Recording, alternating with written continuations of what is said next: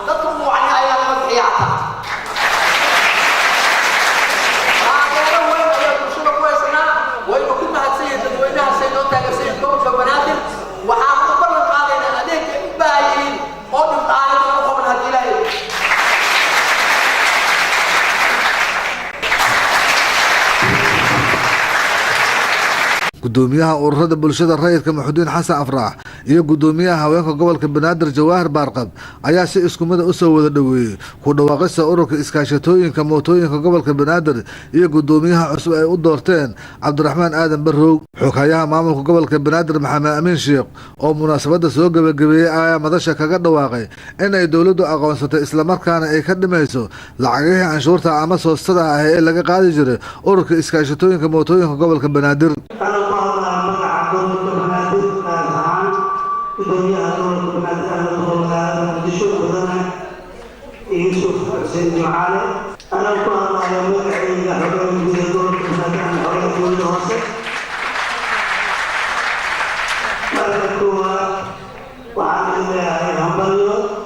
iskaashatada mootooyinka gobolka Banaadir waa aqoonsanay.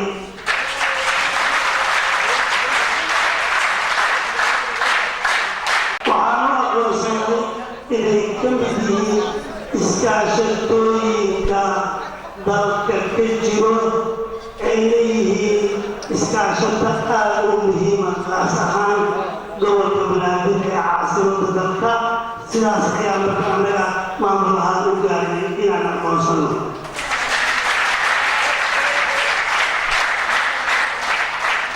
u dhexeeyo maamulka gobolka banaadir iyo iskaashatada lafteeda maanta oo taariikhdu bisha laba tahay Janaayo 2020 ayay waxay noqotay in aan si rasmi ah howlaha loo bayaaniyo loona caddeeyo in iskaashatadaas waddooyinka ay ka mid yihiin iskaashatooyinka gobolka banaadir ka shaqeeyo waxay ku heshiiyeen maamulka gobolka codsigii ka yimid guddoomiyada iskaashatada in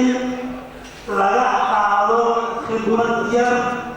oo dhan $15 bishiiba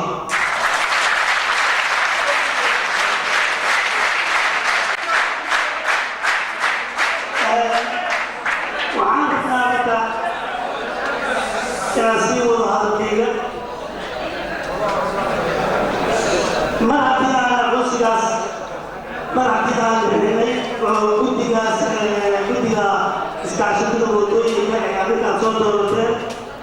ay noo dhexeeyaan mar haddii aad aqbasheen dhammaan shuruudihii iyo qaabkii aad isku heshiiseen oo anagana soo gaaray dhinaca dowladda oo soo waajibaadkeeda wax badan na waa ugu sheegay guddiga waan u sheegaynaa waxqabadka in aan sidii hore isma eedaynana sidii hore bulshiibiga ciidiba dhibhayso shuruudda lagu heshiiyey iyo qaabka lagu heshiiyey shuruudda lagu heshiiyey iyo qaabka lagu heshiiyey oo asla garan iskaashatada ayaa lagu dhaqaaya annaga waxaa noo dhexeeya adiga dhexdeeda iskaashatada wixii cabasha ama dhibaatooyin waxaa u gudbinaysa iskaashatada ayaa noo soo gudbinayso waxaan rabnaa marka oo rabaa idii sheego anigoo weli guddoomiyaha dib wada wadaagi doono in mootada waan ku hadlo midfurtooda calaamad iskaashatada waddooyinka gobolka banaadir loo sameeyo mooto walba ku dejiyo taas waa kow haddaan guddoomiyaha soo galana waxaa kaloo jiro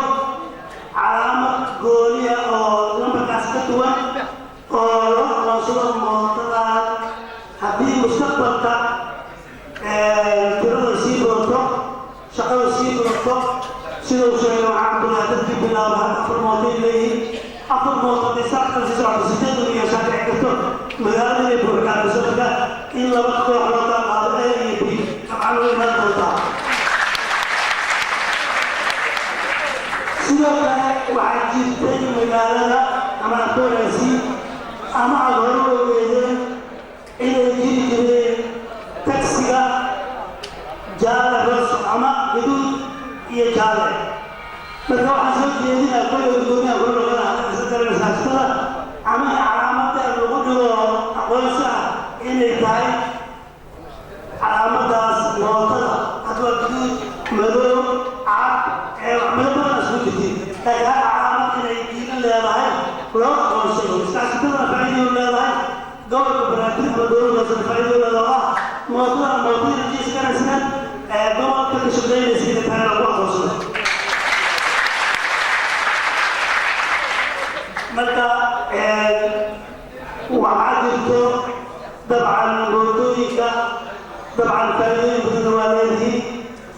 khasaarooyin ama dhibaatooyin faa'iidooyin iska jiraan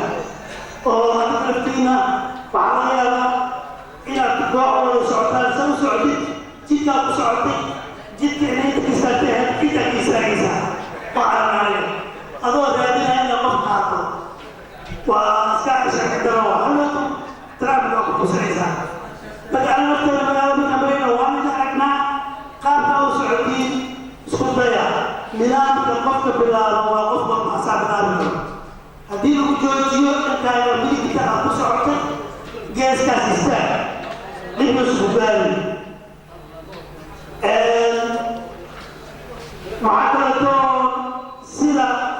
هذا بابورتا وبيئلكا إيه الخلطات بدل ما جتو خلطات كويو خلطات وعلى أباني الأدم واجب جديد أقول هذه يودري كلها يا هرب عقدها وعقدشنا أو بشر أربع مشدة جرود مرتضم ولوتي ولوتي الضباب حب هذه الدعوة تحتها إلى أن أعود إليه من هذا إلى أن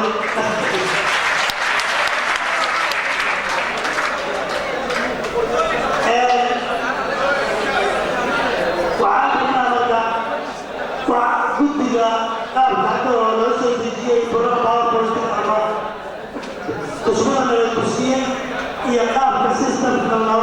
قلنا قام هذا في عام أو عصري وايد وحاولوا ذلك موتر سنفرد نبرجيلا أدين مقبلين على الجيسس فهو مقبلين سنوقف والمقبلين بالبيئة باموتا يقف إسرائيل متى وعلى جينيا تعاس سيستم داس إلى الوالدشين أو كتير سيستم كيس على الوالدشين على شو كتير تردي بلاد تشتغل بسيكون القياس على السنة وقياس القياس عشان $2 كل سنة وعندك بدن قياس تحسب قد يوم بس شغل دونا إيه المسؤول من دون بقى ودور وصلوا على ونسألوا عن دور بلادي دور وصديان وكان يدرس شيء ويرجع مشاعر عن بلادي معلومة قلت له هذا أكسس هذا إما شبه حفيز كيرا حفيز الدور البلدي حفيز الدور الدوزن سؤال السلام عليكم ورحمة الله وبركاته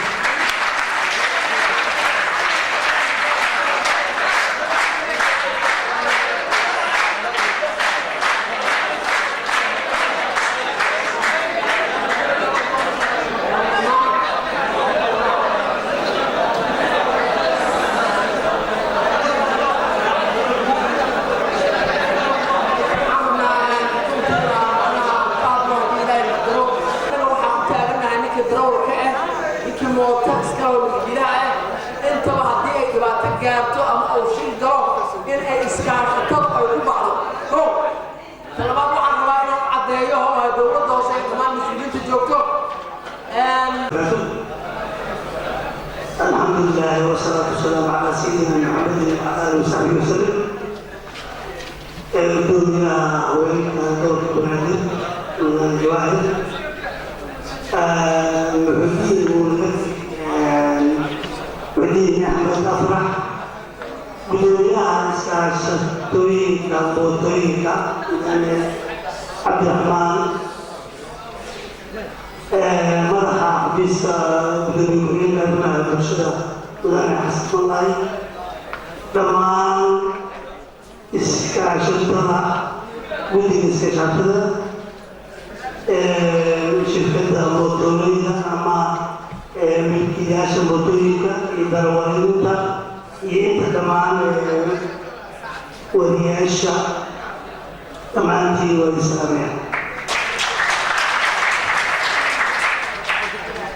سلام كذب على الله مع دولة بنادم الآن الدنيا دولة بنادم أهل الله نشوف بدنا يوسف حسين جمعالي أنا الله يوم العيد حضور من دولة بنادم حضور من الوسط مركوا وعن الله يهمل استعشت الموضوع دولة بنادم وعن صنعي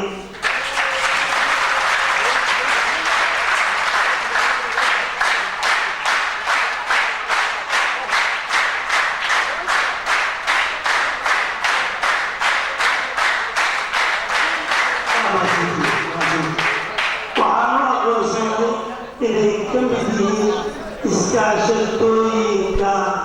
dalka ka jiro ay leeyihiin iskaashata aad u muhiima qaas ahaan gobolka banaadir ee caasimada dalka sidaas ayaa marka anaga maamul ahaan u gaaray inaan aqoonsano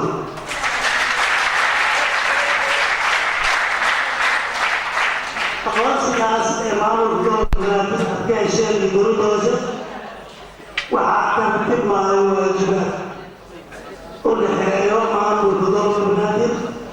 iyo iskaashatada lafteeda waxaa waa mas-uuliyaad badan annaga waxaan xiriirka tooska nala wadaagay muddo dheerna xafiiska haweenku xilligii hore iman jiray qayb ka mida iskaashatooyinka wadahadalkana wuxuu la soo bilaabay muddo aad u dheer oo 8 bilood ku dhow wadahadalkaasi uu soo socday laakiin waqtigiisa iyo zamankiisa wax walba qaataan maanta oo taariikhdu bisha 2 tahay Janaayo 2010 ayay waxay noqotay in aan si rasmi ah howlaha loo bayaaniyo loona caddeeyo in iskaashatadaas wadooyinka ay ka mid yihiin iskaashatooyinka gobolka banaadir ka shaqeeyo khaasatan waa iskaashatada wadooyinka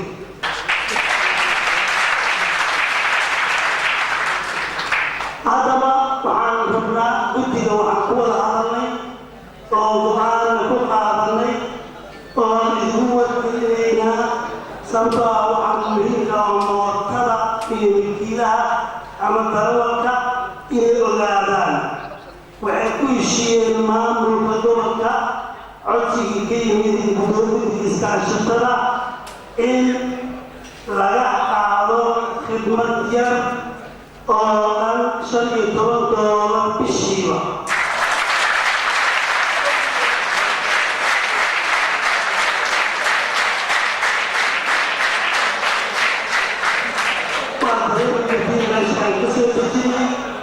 waa dareemkii meeshii joogtay waxaan u sameynay sababo badan ee jiro awgeed iyo sababaha ka muuqatay shaqo abuurka ay sameeyeen wadooyinka iyo inta ka faa'iidaysanayso annaga ka dowladda hoos ahaan inaan gacan siino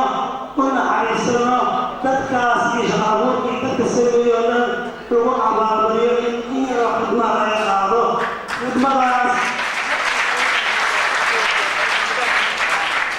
khidmadaas oo aad dareemi kartid inay aad u fudud tahay waxaa laga yaabaa maalintii inay tahay markaad jijimisid wax $1 markaad jijimisid inay tahay $1 waa dareemi kartaa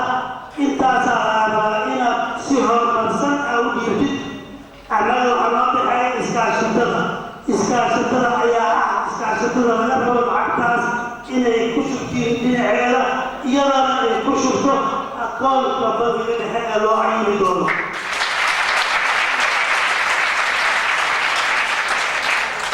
waa laasiin soo shaqaysay badan maxamed cabdulaahi waa nin aad u firfircoon oo shaqo abuur badan wuxuuna ka mid ahay makaanikiisinka ama maskaxda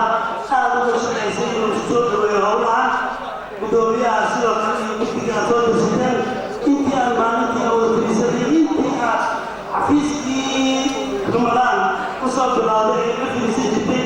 ee wadahadalku socotay kolay wayso gabagooday intaana ku gabagooday waxaan rajaynayaa inaad caqcab ku tiraadid iyadoo gacanta joogto guddigiina jooga waa badan ah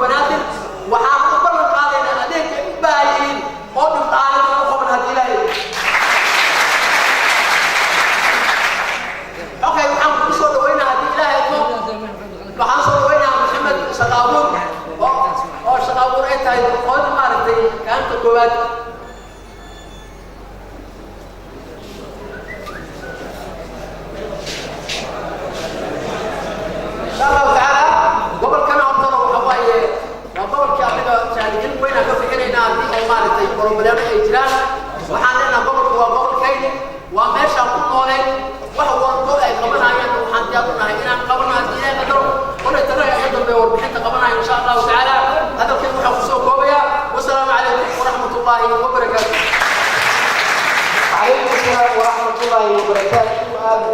yahay gudoomiyaha Cabdisaaq Qamire qowshada abu ka sameeyay inay mootooyin iibsadaan waana qaybta ugu ballaaran oo hadda dadka ka shaqeeya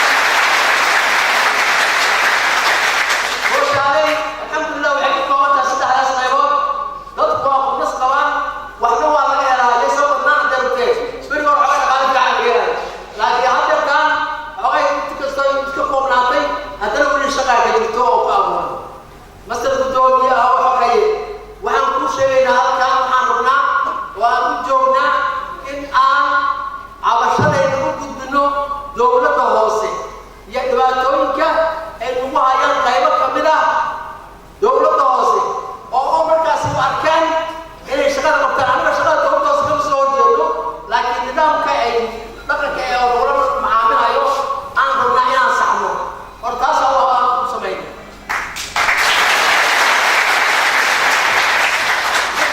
anaga nidaamka oo ku shaqeysa dowladda hoose laakiin iskaashatada waxay u abuurantay horta faras in laga tashto horta mootooyinka dhibaatooyinka ku dhaco in ayaga laga tashto in laga tashto haddii ilaahay ka daro dhaqdhaqaaq hoose shaqadooda gudanaayeen waxaan kaleeto dhibaato problem weyn ku haya gudashada shaqadayna maadaama soosta magaala qaadayo soostadu waxay qofku waajib ku noqotaa marka wadada soo qorto wadooyinka laga xiro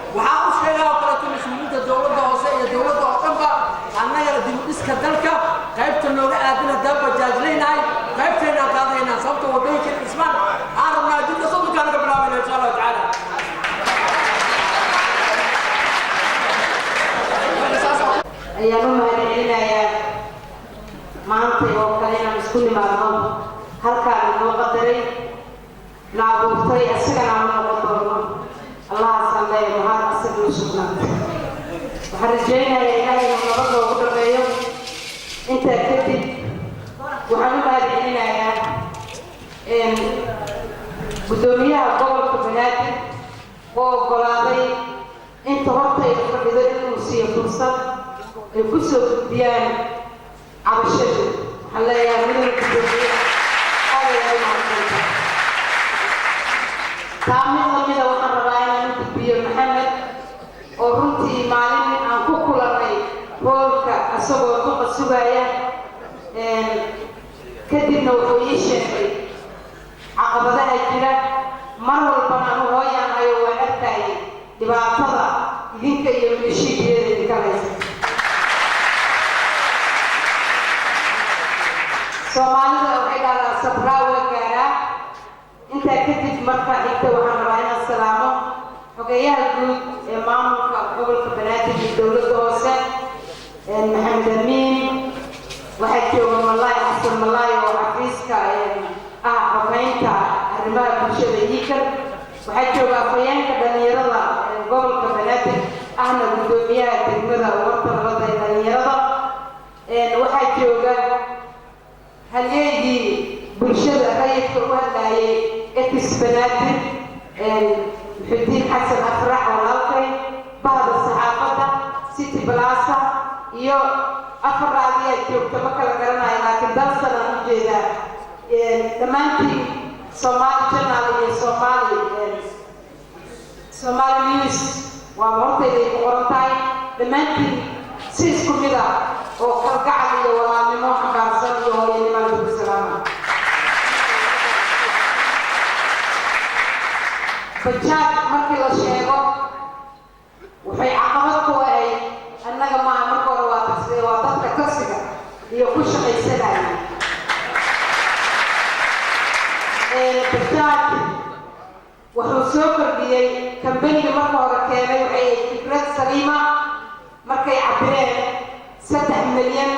inaanay awoodin oo wada danyara macquul ayna ahayn fikraddaas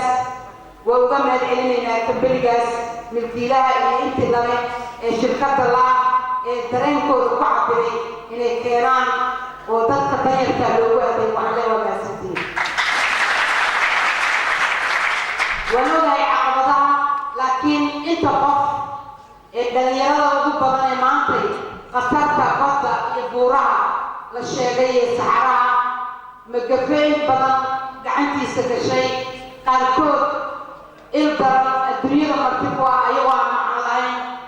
ayaad ka qiimo badantiin maanta inaad xooggiina magaaladiina iyo ehelkiina idinkoo jooga inaad ku shaqaysataan bajaaj iyo milishiid iyo dhibaato badan ayay isku qabeen mar waa fool xumo askari eryoonaya mooto waa wax laga xumaado mar waa nasiib daro waayo midka la dhibaataynaya ka wax dhibaataynaya waa dad wada dhashay mar waa wax laga xumaado oo meesha la joogo waa caasimadii muraayadii qof walbana ay arkayso bidkarka ka baxayay mid xun oo laga xumaado ahaa ugu yaraan dadka hadda la qiyaasay intaani guri hooyo ama gabar Soomaaliyeed ay kasoo tooseen aniguna waxaan ahay hooyadii gobolka way dhibaysay marxaladda aan ku sugnaydeen marka waxaan rabaa gudoomiyaha inaan kaga mahadceliyo markii aniga iyo Maxamed Cabdullaahi aan u galnay siduu noo dhageystay anna waxaan ka warbixiyey xaaladihiina sharaf iyo cizi iyo karaamo inaad ku noolaataan magaaladiina ka shaqaysataan dalka guudna aad ka shaqaysaan idinkoo cidna ka walwalaynin maanta kadib ayaa rajaynayaa annagaa burburina dalka annagaa baabiinay inaad ka qayb qaadataan dhismihiisa soo gudbisaan caqligiina aqoontiina wadooyinka ayaa maanta u liita dadku waa qurxoon yahay guryihii waa la dhisay laakiin dhulkaa naga burbursan inaan ka wada qayb qaadano oo aan ka wada shaqayno contribution isku darano waa sharaf waxaan idinka codsanayaa maalin walba waxaad arkaysaa baabuurta xawliga ku socota oo aan saajida siinaynin idinkoo dhibaato kale ku qaba jidadka xiran idinkoo dhib ku qaba mar walba dhinac la idiin riixo maanta kadib waxaan rajeynaa inaad karaamo ku noolaataan waxaan ka codsanaynaa gudoomiyaha gobolka Banaadir isaga awood leh xogay in la furo waxaa tahay xogayihii guud ee gobolka waxaad hor dhigta duqa magaalada uu aqbalayaa uuna fiirin doonaa waxaan kaa codsanayaa il raxmad leh qalbi furan inaan ku wada qaadno dhammaanteen gudoomiyahan aan ogahay inuu aqbali doono in la furo wadooyinka loo naxariisto taraafikadana inay ayaguna aanay dhibinin annaga haddii milishiidii aan ahay dhibka waa iska dayn doonaa jidka xiran annagu naga xiran yahay sababaha loo xiray waa midaro hadda guriga hooyooyinka nin ayaa isku miidaamiyey oo isqarxiyey meel dheer kama imaanin guryaheenu ka soo baxay waxaan idinka codsanayaa maadaama dadka ugu badan oo dadka qaadaya inaad tihiin amnigana inaad ka qayb qaadataan caqli maaha in maalin walba magaalada shaqaha ka dhaco intan oo dhalinyaro ah haddaad la shaqaysaan hayadaha amniga waxaa soo kordhayo in xal loo helo caqabadaha socda oo ah isniidaaminta isdilka waayo goob walba iyo guri walba idinkaa gooni u tegi kara oo arki kara meesha oo ay joogaan waxaan rajaynayaa idinkoo dhibaato qabin guddigiinna iyo madaxdiinna guddoomiyaha la doortay marka hore waxaan ku leeyahay midala guddoomiyaha baryo shaqada markii la abuuro waxaa dhaqaanaa cadde oo warta nabadda ah oo ah maaragtay shaksi naafo ah degmada warta nabaddana in badan ka shaqaynayay marka aan maqlay inuu bajaajilo yahay annaga haweenka gobolka haddaan nahay gabdhaha warta nabadda inta badan asaa loo qaada kalsooniyaan helaynaa markaan ayno dad diiwaan gashan sharaf ku shaqaynaya haweenka ku dhaqan caasimadana waxaan ugu baaqayaa maanta kadib inaanay ka welwelinin bajaajka yaa wada iyo xaggee u socdaan waxaan leenahay waad raaci kartaan waana ku kalsoonaan kartaan waxba yaan laga baqanin haddii dhagarqaba idinku dhex jiro hadduu dhagarqaba idinku dhex jiro maanta dadkaaga ka mid noqon leh iska ilaali qaab kale naga shaqaysa waa lagaa badan yahay iyo kaa badan iyo dadkaa badanba way ku qaadaan waxaan leeyahay hooyo saaxiib walaal dadkaaga la mid noqo ka gudub haddii shalay aad qaab kale ku shaqaynaysa waxaan rabaa inaan idiin sheego in gaara in haweenka iyo cid walba iyo ciidamadaba laydinku wada hayo oo laydinla socdo waa laydinka warqabaa ogow haddaad sileega laguga ogaa nooc kale haddaad tahayo dadka kalarka la qaado buluuga ku yahay jaallaha iska ilaali intaa kadib maamulka gobolka banaadir gacmo furanooda ku soo dhaweyn doonaan waxaan rajaynayaa iyadoon laydin qasbaynin inaad qaataan lacagta bangiga ku shubtaan kadibna wadooyinka lagu dhiso insha allah waxaan rabaa munishibiyada dowladda hoose ee gobolka banaadir ayana inaan ugu baaqo inay si xushmad leh howlo kale oo badan oo aan u baahnahay inay noo qaban doonaan wixii kale oo aqbaara oo dhibaato ah oo idinku hayana maamulkaad u soo gudbin doontaan hadda wixii kale oo ciidamo kale hadday idin soo gacmagacmeeyaan xaq waxaad u leedihiin maamulka gobolka inaad soo gaarsiisaan waayo iskaashatada waxaa ku qoran gobolka banaadir waxaad ka midtiin maamulka gobolka banaadir shaar kale nin xiran idinma handadi karo iskaashatada gobolka waxay ka mid noqonayaan maalin walbana ka qayb qaataan dhismaha awaamiirta gobolka haddaad qaadataan magacan gobolka sharaftiisa inaad wax ka ilaalisaan xaq u leedihiin gobolkana waxaa waajib ku ah magaca gobolka banaadir inuu idinku difaaco waayo iskaashatadu waxay bixiyaan canshuur ugu dambayn waxaan rabaa inaan dareenkaygu ugu dambeeyo ku cabiro hooyada soomaaliyeed ee bajaajlaha qaba gabadha soomaaliyeed ee bajaajlahu dhalay ayeeyada soomaaliyeed ee wiilka bajaajlaha ayeeyada u ah midda eedada ah iyo midda habreerka ah dhammaan waxaana isku dareen waxaan rabnaa xurriyad sharaf karaamo inaad caasimadiina uga shaqaysaan anigoo mar kale ku hadlayo codka haweenka gobolka banaadir waxaan leeyahay hambalyo maanta waa maalin taariikhi ah bajaajka hor ha laga dhigo munishibiyo nabad iyo wada noolaasho waa maadsantihiin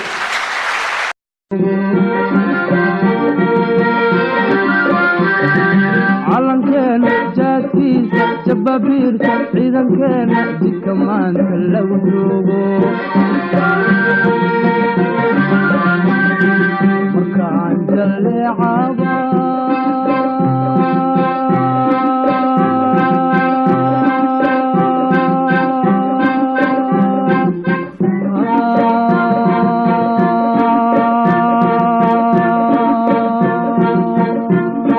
فرحت بان جبودا فرحت بان جبودا مكان جل عوا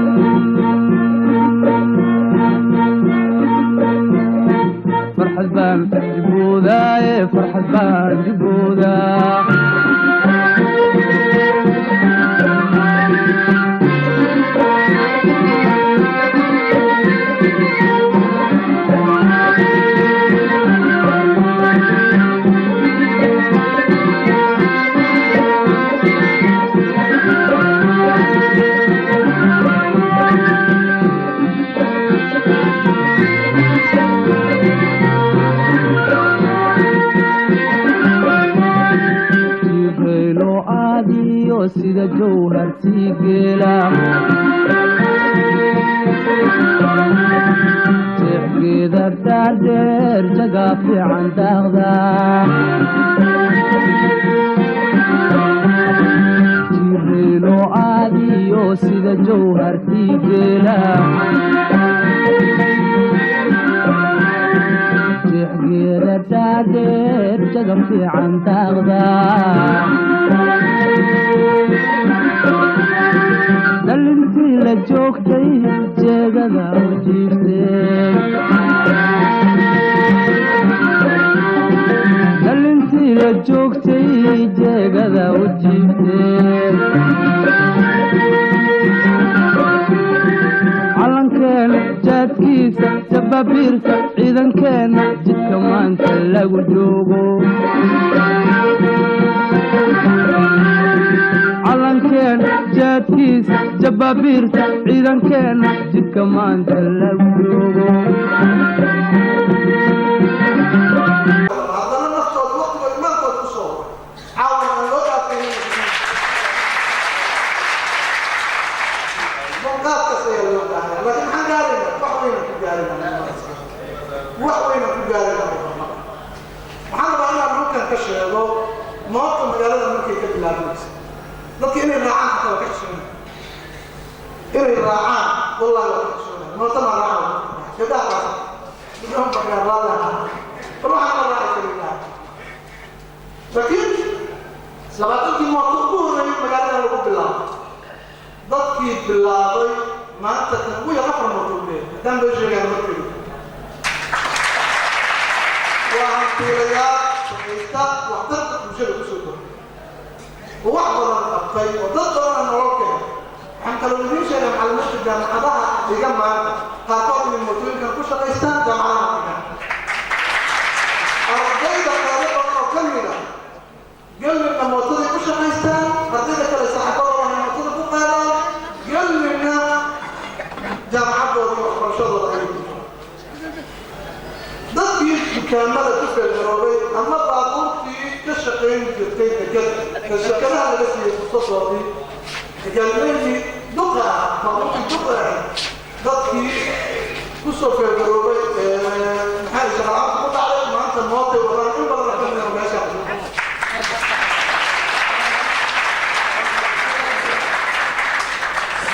marka waxaa ku nool mootooyinkan dad badan waxaan kaloo rabaa walaalay inaan ku sheego waxay qabsadeen in wadooyinka la dhiso wadooyinka in la dhiso si maamooyinka iyo dadka kale haweenka uur kale iyo caruurta iyo inay la badboodo ama in maxaa ka badbaadaan waxaan idiin sheegaa xoogku ka sokeeyo oo jididin isaan mootooleynaysan isku duubnaada waa awoodaan inaad dhisataan haddii toddoba kunay mootay magaalada taalan tobantaa waa isku darsanaa jidad badan oo magaalada ka mideegaysa waxaan maraynaa dowladda inaan dheereeyey waqtiga waa dhammaan waxaan rabnaa inaan markaan haddii ilaah yiraahdo wada shaqayntii aan sii bilaabano annaga ka shaqaabuur lahaa maadaama xafadan mootada aan bilaabnay si shaqaabuur si businessaba waxaan bala qaadaynaa mootooleyn meel walba la geli karo inaan xooleyna ku bixino inaan xooggeena ku bixino inaan waqtigeena ku bixino wax kastoo awooddeena ay kartideena ay tahay laakiin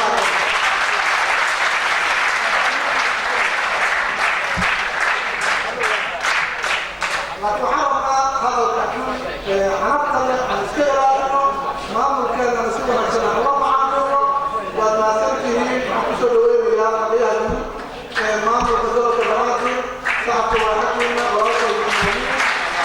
gobolka banaadir gudoomiyaha haweenka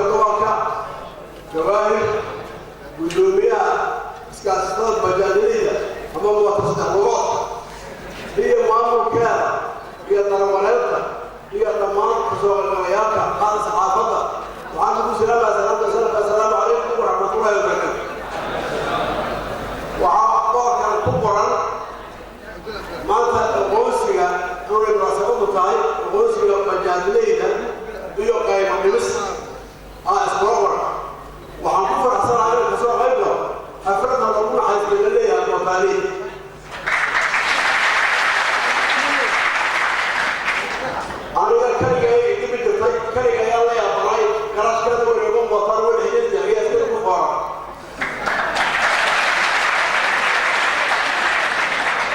وأي عدد المعلم ما حمد الله استمر صنعه وحنوه الأرض اللي هو جوابه يسون حنيسي أكله من الدين ما مجرد الكلام مواطن ويعلم مركب مستوى وميز كذا بعيكتي وحيبدأ الجديد تصوت على هو يفتح لهذا حتى لو مركب المرتب جديد كشيء هو مجال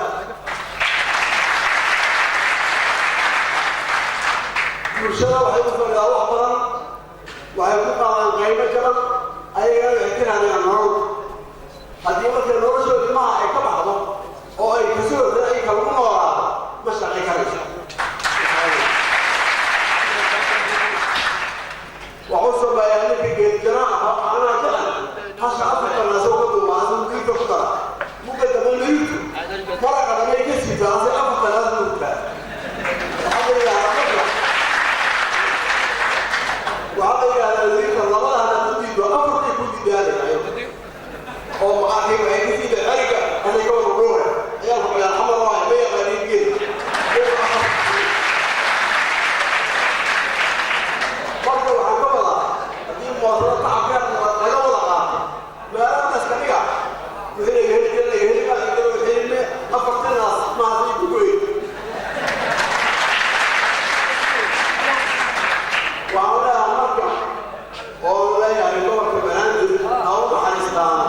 موتوريك ترشد لهم كان حريص هذه القاضي يقاوم هذه القاضي يفوق هذه القاضي ما يجوب هذه الرسول سلام عليه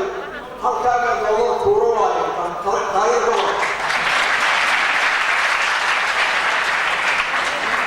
بالقوة السياسة الحكومة أو سلطة أو شرطة أو قرارات الحكومة كلها مغالطة بين حتى كلها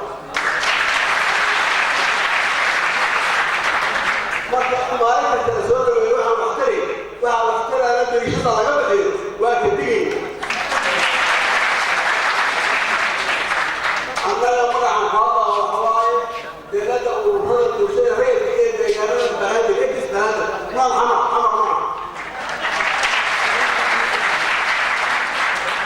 وحنا حق الله غير ضعيف القبة والله قراءتها هذه محكمات هذه بوليس كذا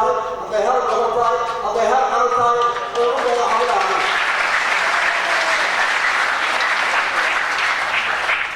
مرة بموضوع هذا لما تنتهي القضاء الطريق هو كهري وعند الدين لا تعصر إلى أن أفضل هذا إلى ضربك إن حريص بلا حريص على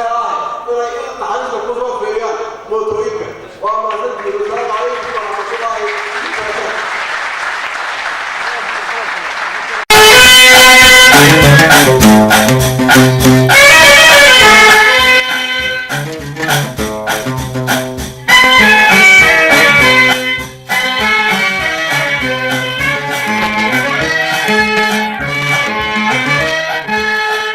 yagan kudergeyna dhudhunkayagiyo hogayagan kudhisayna dhulkayagan kudergeyna dhudhunkayagiyo hogayagan kudhisayna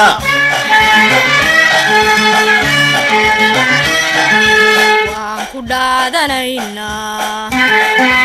oon ku dhaaranayna waan ku dhaadanayna oon ku dhaaranayna waxa naga dhexeeyaan ka dhaxlayna waxa naga dhexeeyaan ka dhaxlayna dhulkayagan ku dhergeyna dhudhunkayagiyo hogayagan ku dhisayna dhulkayagan ku dhergeyna dhudhunkayagiyo hogayagan ku dhisayna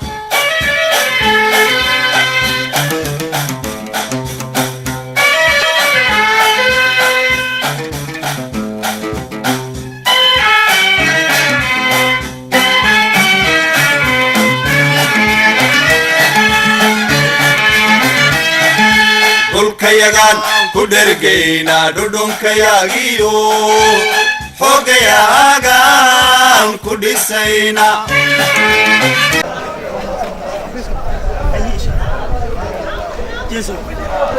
tani markii ay bilowday shaqada mootobajaajta ayaa waxaa ka faa'iidaystay in ka badan 10,000 oo ruux kuwa oo iyagoo ku howlan wadista iyo kireynta mootobajaajta. Muuse Maxamuud Shiisow, Soomaalisan, Muqdisho.